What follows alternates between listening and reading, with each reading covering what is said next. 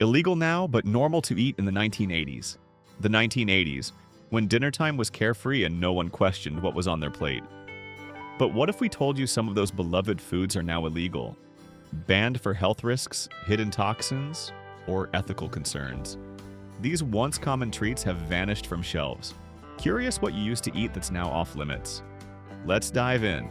Lead-contaminated candy and packaging. If you were a kid in the 1980s, few things brought more joy than candy. Whether it was a brightly colored lollipop from the corner store, a tamarind-flavored treat with that perfect kick of sweet and sour, or a bag of chewy fruit-flavored bites. Candy was everywhere, and it was cheap, exciting, and irresistible. It was the currency of childhood.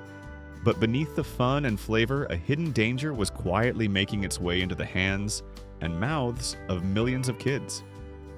The threat? Lead. But not in the candy itself, in the packaging. During that time, some imported candies, especially from countries like Mexico and parts of Asia, came wrapped in materials printed with lead-based ink or stored in lead-glazed ceramic containers. Over time, tiny amounts of lead would leach into the candy. You couldn't see it, you couldn't taste it, but it was there, and the consequences were anything but sweet. Lead is especially harmful to children. Even low levels can cause serious long-term issues: developmental delays, attention problems, learning disabilities, and irreversible damage to the brain and nervous system. Parents had no idea that giving their child a treat could carry such a risk. By the late 1980s and early 90s, the problem finally grabbed the attention of health authorities. The FDA and local health departments launched investigations, issued warnings, and began stricter testing protocols. Candy imports were more heavily monitored, and new safety standards were put in place. By the 2000s, regulations requiring lead-free packaging became the norm. Today, candy is safer than ever, but the scare left a mark. For those who grew up unwrapping sweets in the 80s, there's a bittersweet feeling when thinking back. That beloved piece of candy, once a childhood treasure, may have been carrying a hidden, harmful surprise all along: raw milk. Back in the 1980s, grabbing a glass of milk often meant heading out to the barn, not the grocery store. In many households, especially in rural areas, raw milk was a way of life. It came straight from the cow, still warm, unpasteurized, and full of that creamy richness folks swore couldn't be matched by anything on a supermarket shelf. Families poured it into cereal bowls, mixed it into recipes, and drank it by the glass, never thinking twice. It was natural, it was fresh, and it was trusted, passed down like a family tradition. But beneath that old-fashioned charm lurked a danger many didn't want to see. Raw milk skips, pasteurization. That's the heating process that kills off harmful bacteria. And while fans argued that this left the nutrients and enzymes untouched, health experts raised serious red flags. The truth is, unpasteurized milk can carry dangerous pathogens like Salmonella, Listeria, and E. coli. And as more people ended up in hospitals with foodborne illnesses traced back to raw milk, the government had to act. By 1987, the FDA stepped in with a nationwide ban on selling raw milk across state lines. Some states banned it entirely, while others allowed small-scale sales under strict guidelines, usually direct from farm to consumer. The days of casually sipping it from a mason jar were numbered. Still, raw milk didn't vanish. Even today, it has a passionate fan base who believe it's safer now thanks to modern farming practices. They see it as a pure, old-school alternative to heavily processed options. Unpasteurized cheese. If you wandered down the cheese aisle in the 1980s, it felt like a dream for dairy lovers. American singles for grilled cheese, blocks of cheddar for family dinners, and if you were feeling fancy, a wedge of creamy brie or tangy Roquefort imported from Europe. These old-world cheeses were the pride of French picnics and Italian feasts, crafted with generations of tradition. But behind all that rich, complex flavor was a hidden danger most shoppers never even considered: unpasteurized milk. Many of the world's finest cheeses were, and still are, made from raw milk. That's milk that hasn't been heat-treated to kill off harmful bacteria. It's prized by purists who believe pasteurization dulls flavor.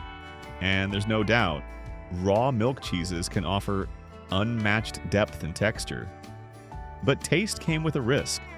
Without pasteurization, these cheeses could carry Listeria monocytogenes, a dangerous bacterium that doesn't just upset your stomach.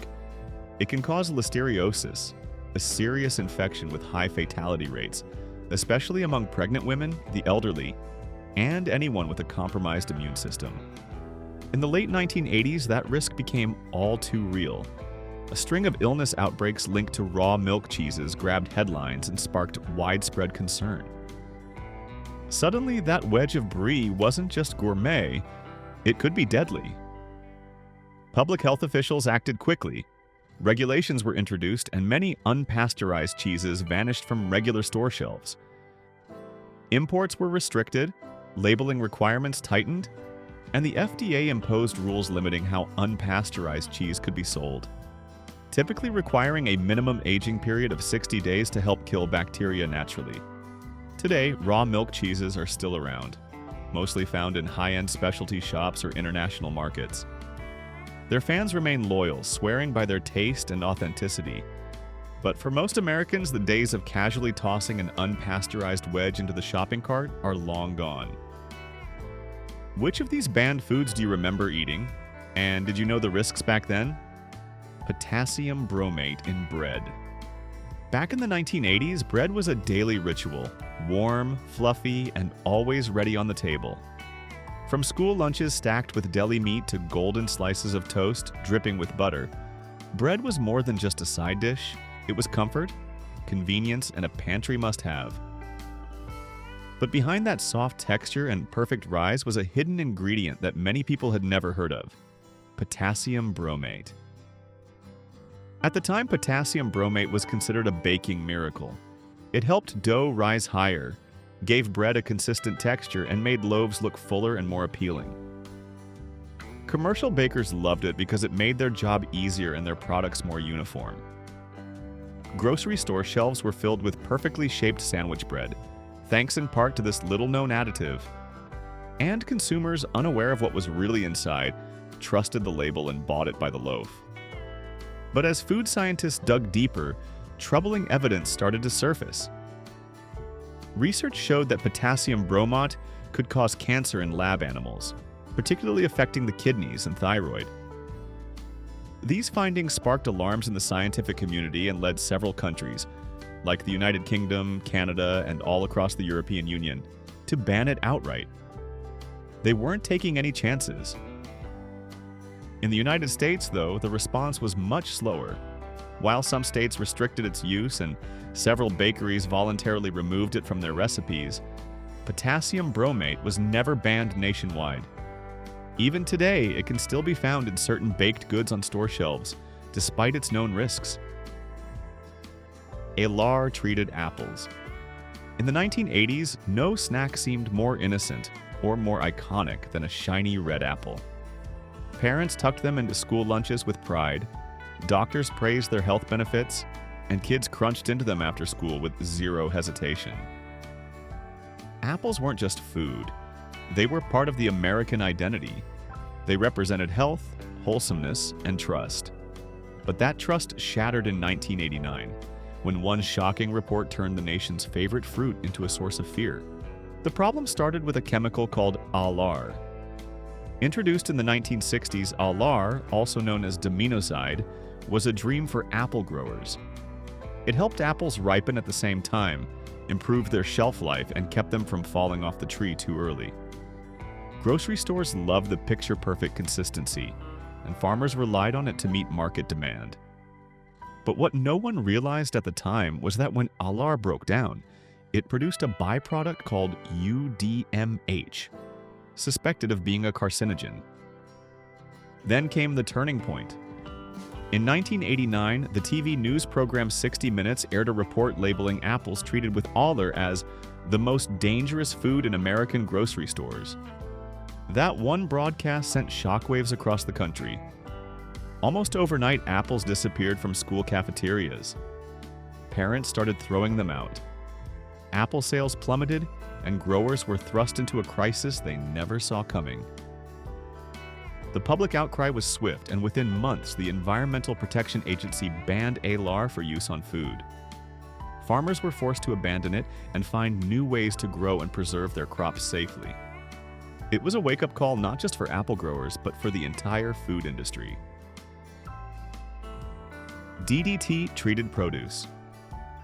Back in the mid-20th century, farming was undergoing a revolution, and leading the charge was a so-called miracle chemical called DDT. For farmers across America, DDT wasn't just another pesticide. It was a game changer.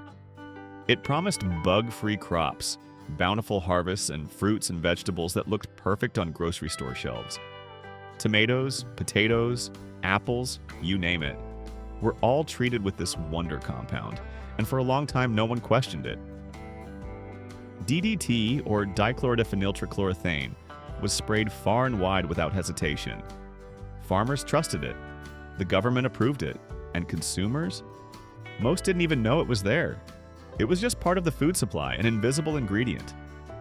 It was so accepted that people regularly ate produce coated in it, believing they were choosing the healthiest options available. But science eventually caught up. By the 1960s, the early warning signs were impossible to ignore.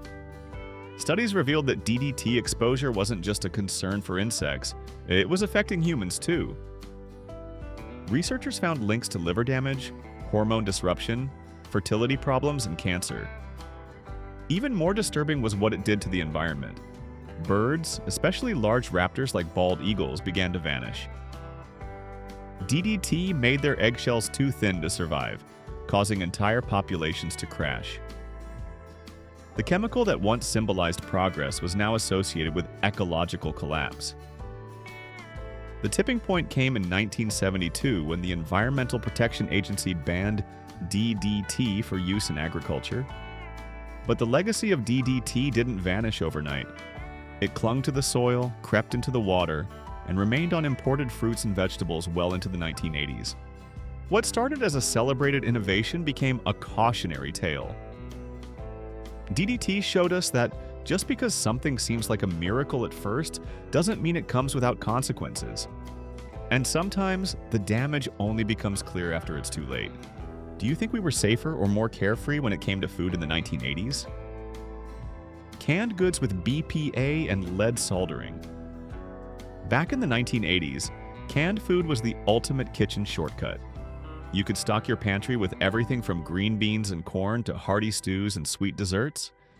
And let's not forget the classic canned peaches, those golden slices swimming in sugary syrup, ready to be spooned over pound cake or eaten straight from the tin. To families across America, canned goods meant reliability, convenience, and home-cooked comfort with minimal effort. But behind that trusty metal seal was a hidden danger no one was talking about. For decades, many cans were sealed using lead-based solder, a manufacturing method that, at the time, seemed harmless.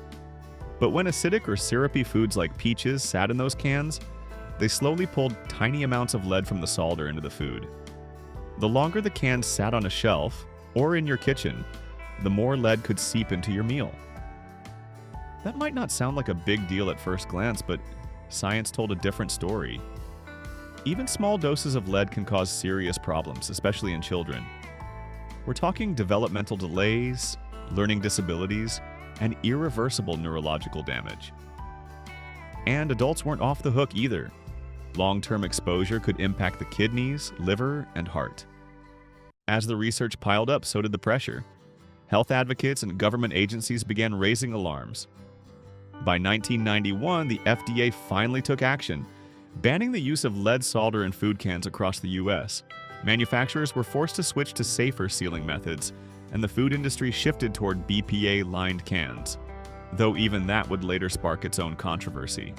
Today's canned goods are much safer, but for those who grew up eating peaches from a tin, it's unsettling to realize that something so ordinary once carried such silent risks.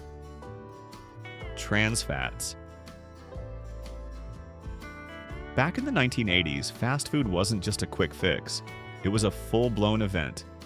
It was Friday night dinner after a long week, a treat on the way home from school, or that perfect road trip stop. Whether it was a juicy burger wrapped in paper, a basket of crispy fries, or fried chicken that crunched just right, the flavor was unforgettable. But there was a secret ingredient behind all that golden, crave-worthy deliciousness: trans fats. Most people didn't know it then, but the magic came from partially hydrogenated oils, an industrial invention that became the go-to frying solution for fast food chains. These oils made food taste better, last longer, and stay crispier. They were cheap, efficient, and practically invisible to the consumer. For decades, they were in everything: fries, pies, donuts, even margarine. But what seemed like a frying miracle turned out to be a public health disaster in disguise. By the 1990s, researchers began pulling the curtain back. Unlike other fats, trans fats were found to be especially dangerous. They didn't just raise bad LDL cholesterol, they also lowered the good HDL cholesterol, creating a double threat to heart health. Studies connected trans fat consumption to heart disease, stroke, and early death, and the evidence became impossible to ignore. The tide finally began to turn in the early 2000s when the FDA required companies to label trans fats on nutrition panels. That was the beginning of the end. In 2015, the agency took the final step, officially declaring trans fats unsafe for human consumption.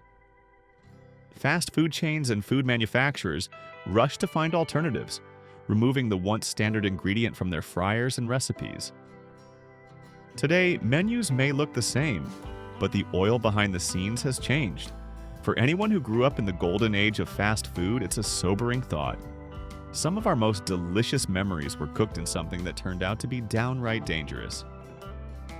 Microwave popcorn with diacetyl. If you were a kid or teen in the 1980s, you probably have a vivid memory of movie nights at home. The living room lights dimmed, the VCR humming, and that delicious buttery scent filling the air. Right in the center of it all was microwave popcorn. It felt like magic at the time. No more standing over a hot stove with a pot and oil. No more trips to the movie theater just for a snack.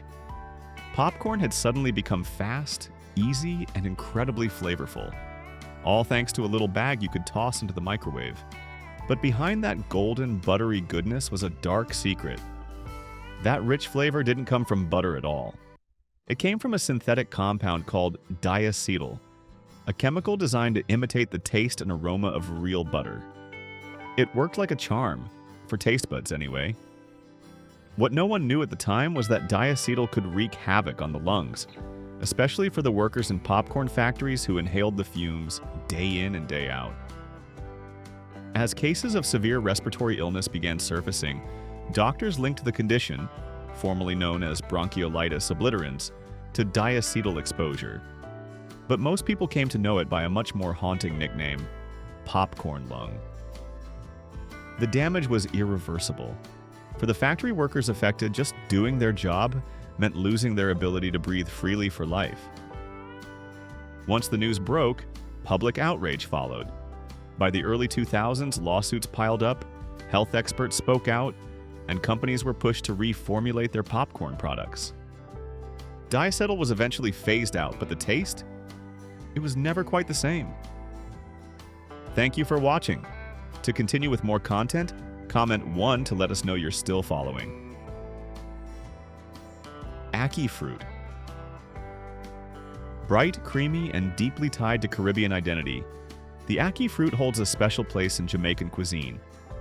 In fact, it's more than just a food. It's a national symbol. If you've ever had a plate of Jamaica's beloved ackee and saltfish, you know the appeal.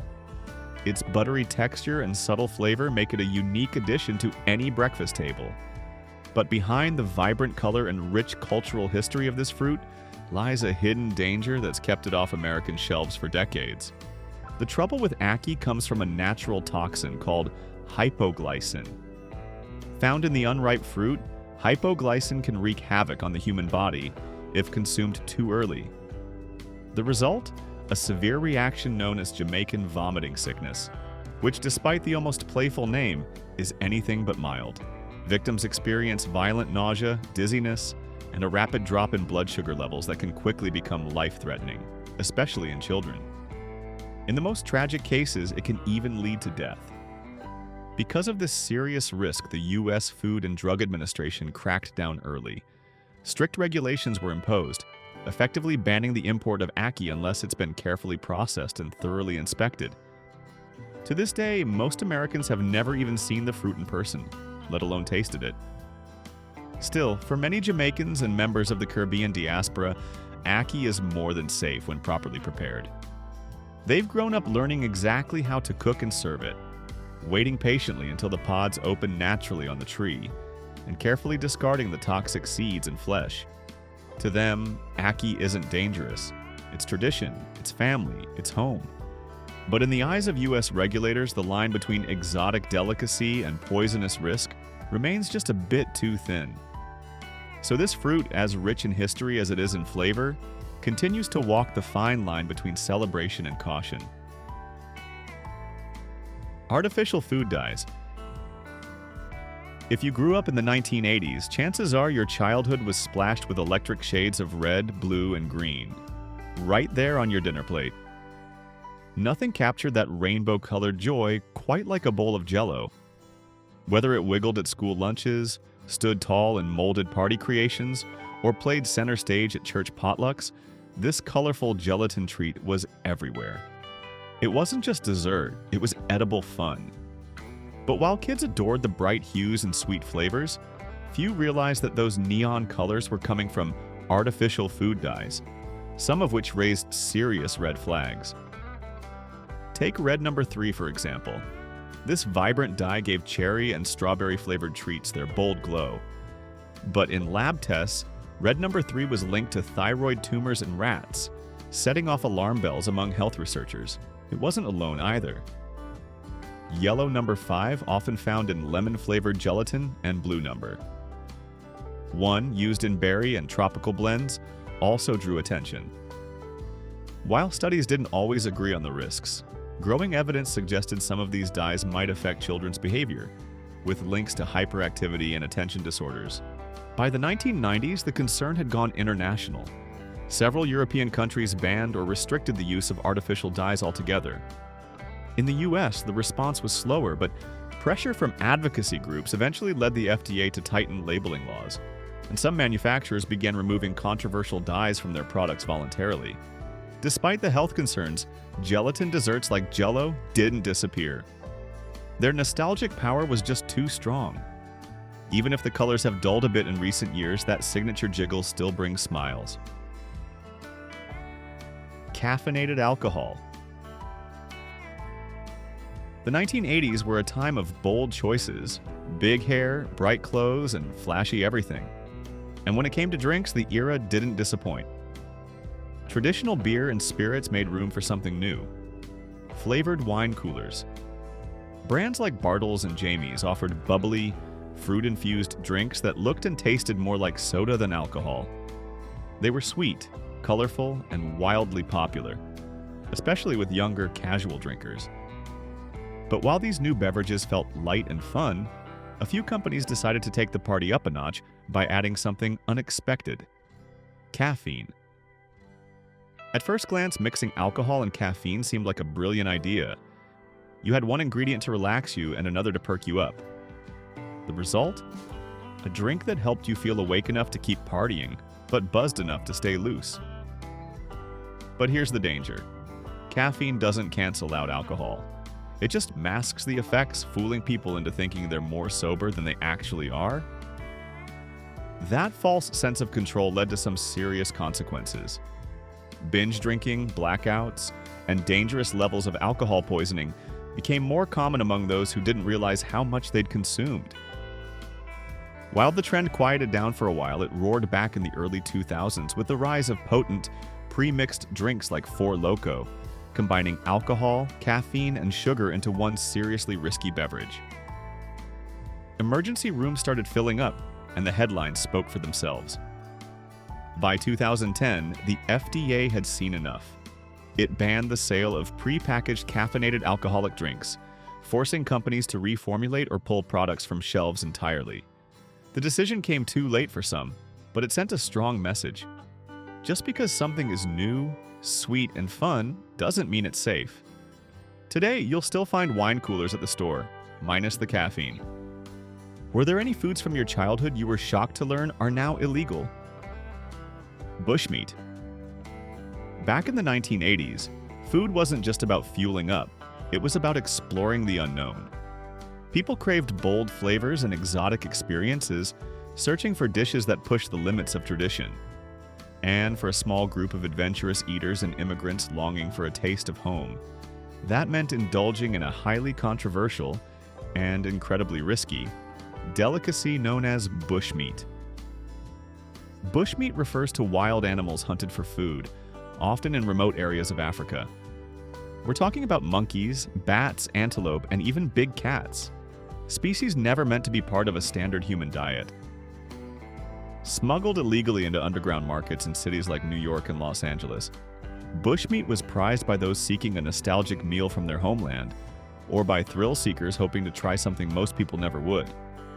It was rare, it was taboo, and it was dangerous. Unlike domesticated livestock, bushmeat comes straight from the wild, bringing with it deadly pathogens that modern medicine struggles to contain. Over time, scientists linked bushmeat consumption to serious zoonotic diseases, including early strains of HIV and outbreaks of Ebola. These weren't just distant health scares, they were real threats with global implications. What seemed like a meal could become a public health catastrophe. By the early 2000s, the risk could no longer be ignored. The US government cracked down, enforcing a full ban on the import, sale, and distribution of bushmeat. Customs agents were trained to detect it, and health officials worked to educate the public on the dangers. The secretive trade didn't disappear overnight, but it was pushed far underground. Today, bushmeat stands as a powerful reminder. Not all culinary traditions belong in every kitchen. What may start as a craving for the exotic can end in tragedy, highlighting just how thin the line is between food culture and global health crisis. Shark fin soup. In the world of luxury dining, few dishes once carried the same weight as shark fin soup. Served at elite banquets, lavish weddings, and high-end business dinners, it was more than just a meal.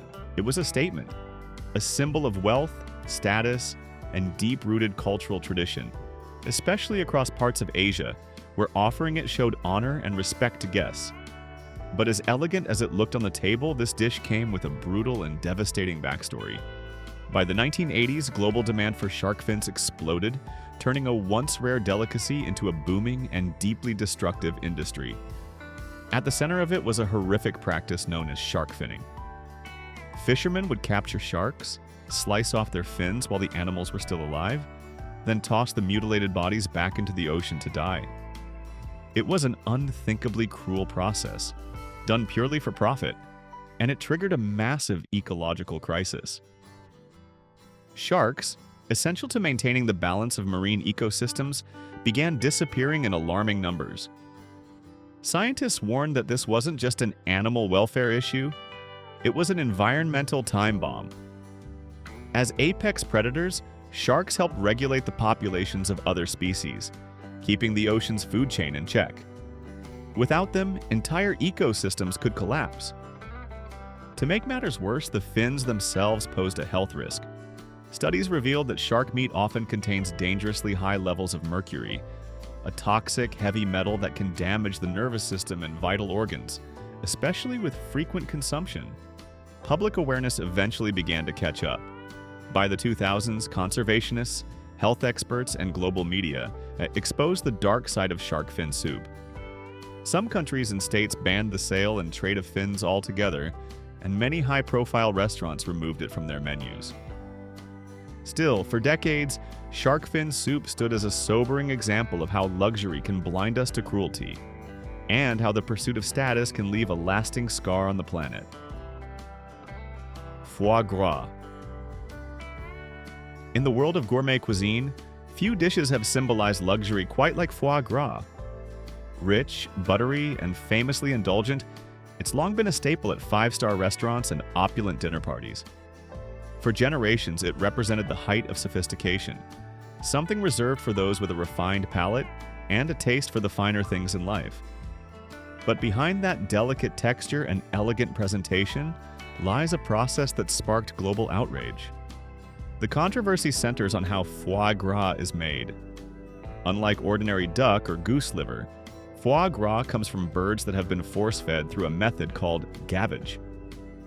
Several times a day, a long tube is inserted down the animals' throats, delivering large quantities of corn-based feed directly into their stomachs. Over time, this causes their livers to swell up to 10 times their natural size. For chefs, that's what creates the creamy, velvety result they crave. But for the birds, it often means severe discomfort, respiratory issues, and in many cases, organ failure. For years, foie gras was protected by tradition, especially in France, where it's considered part of the national culinary heritage. Supporters argue the birds are treated humanely and that the practice has been refined over centuries. But growing concern for animal welfare began to change that narrative. California made headlines when it became the first U.S. state to ban both the sale and production of foie gras in 2012, despite intense backlash from chefs and industry leaders. The issue reached the Supreme Court, which ultimately upheld the ban, setting a legal and ethical precedent. Since then, other regions and countries have followed suit, sparking debates that pit cultural tradition against modern values. Today, foie gras still appears on elite menus, but its golden status has dimmed. What was once a symbol of elegance is now a lightning rod for conversations about cruelty, ethics, and how far we're willing to go for taste. So, which of these now banned foods takes you back the most? Share your memories in the comments. If you enjoyed this trip down memory lane, don't forget to like, subscribe, and tap the bell icon so you never miss a bite of nostalgia. Thanks for watching, and we'll see you in the next video.